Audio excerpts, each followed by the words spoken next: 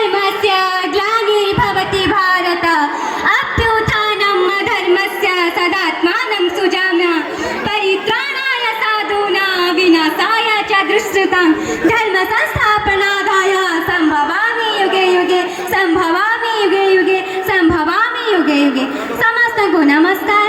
आज रही सुंदर शिशुमहोत्सव सुरभिକୁ ଆମେ ସରକାରୀ ଉଚ୍ଚ ବିଦ୍ୟାଳୟ ବାମନାଳୀର ସ୍ୱାଗତ ଜଣାଉଛୁ।